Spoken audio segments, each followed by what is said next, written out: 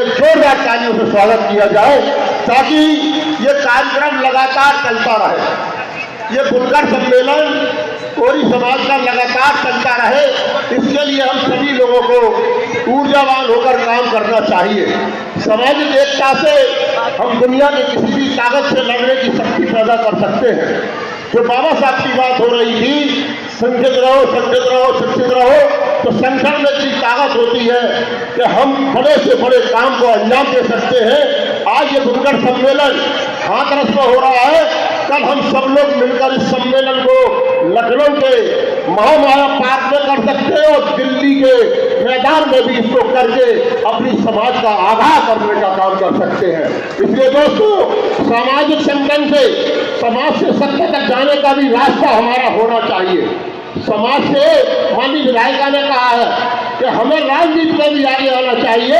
मैं उनकी बात को दोहराना चाहता हूँ कि समाज से सत्ता तक जाने के लिए आपको अपना खुद का रास्ता बनाना होगा, जो रास्ता आपका बन चुका है। मैं यहाँ से राजनीति की बात नहीं करूँगा, लेकिन मैं समाज को उत्थान की बात करूँगा।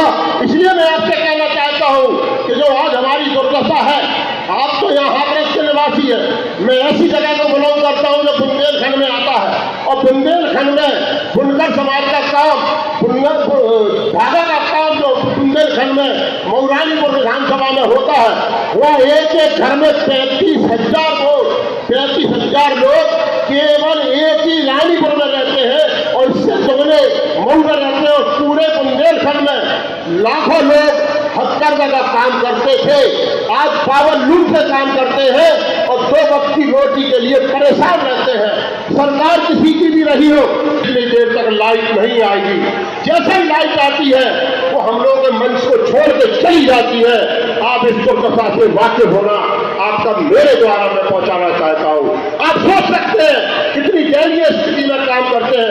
एक जमाना था मऊरानीपुर का कपड़ा विदेशों में बिकता था, मऊरानीपुर का कपड़ा विदेशों में बिकता था और विदेशी यहाँ आके लाइन लगा के कपड़ा लेते थे। मेरी ससुराल भी, मेरा ममियाना भी सब वहीं पे है। इतना कपड़ा बनता था कि घर दिखाई नहीं देते थे, घर दिखाई नहीं देते थे। चबूतरों में छत इतनी लंबी होती थी कि आपको घर ढूंढने में पूछना पड़ता था कि हमारे मामा का घर कहाँ, मेरी ससुराल कहाँ। आज हमारे समाज के लोगों के जब उधर कपड़ा बुनना जाता था तो कर्मा समाज के लोगों को इतना कपड़ा मिलता था, माली लगाने वालों को, प्रेस करने वालों को। लेकिन आज जिनके घर में 7 नौकर हुआ करते थे, आज उनकी पत्नियां, उनकी बेटियां दूसरों के यहाँ पौधा लगाने के लिए जाते हैं। ये हमारी बहुत बुरी कंडीशन। ये कंडीशन कहाँ से हुई है? ये कंडीशन कहाँ से हुई है?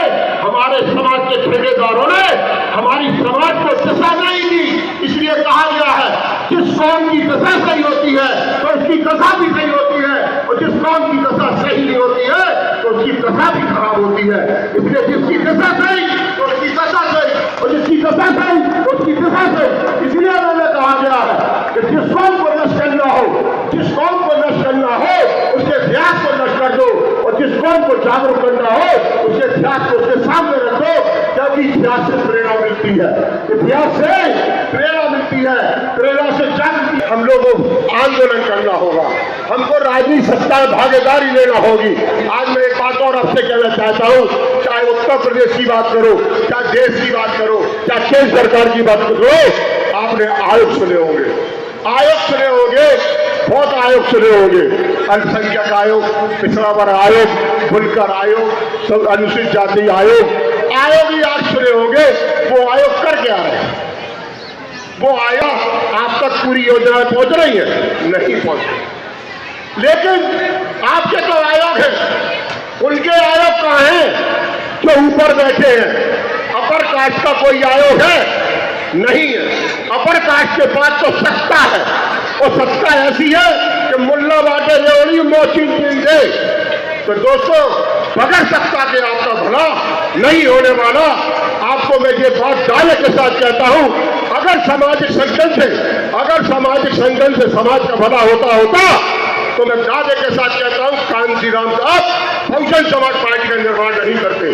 वो अपने अयरवार समाज की पार्टी, अयरवार समाज के लोगों का कि हमारे तन का कपड़ा, मन का कपड़ा आज पूरे देश के अंदर मेरे बुंदेलखंड में 20 आदमी केवल भूख प्यास से आत्महत्या करते हैं, 20 आदमी और 25 आदमी केवल कर्ज लोन से आत्महत्या करते हैं। क्या इसके लिए हमने आजादी ली थी? इसके लिए इंकलाब जिंदाबाद, जय जवान जय किसान, धरती में तुझे सलाम, तुम हमें खून दो, हम तुम्हें आजादी देंगे। क्या ये आजादी हमने ली थी कि हम खाने के लाले पड़ेंगे, टुकड़े टुकड़े के मोहताज रहेंगे? 2 दिन में 1 दिन खाना बनना चालू हो चुका है। आप कैसे जीवन यापन करोगे? आप शिक्षा की बात कर रहे हो, कहां से पढ़ाओगे? कोई जमाना था हमारे समाज में कुटिया में, लालटेन में, मोम की बत्ती में पढ़ पढ़ के काला मुंह करके डीएम एसपी बन चुके और सीएम डॉक्टर बन चुके। आज 3 करोड़ 4 करोड़ रुपया चाहिए डॉक्टर बनने के लिए। अगर पूरी संपत्ति बेच दोगे, पूरी संपत्ति तो तुम डॉक्टर को छोड़ो, बाबू नहीं बना पाओगे। मकान 1 लाख से ज्यादा खाना पड़ेगा। आपकी होगी व्यवस्था।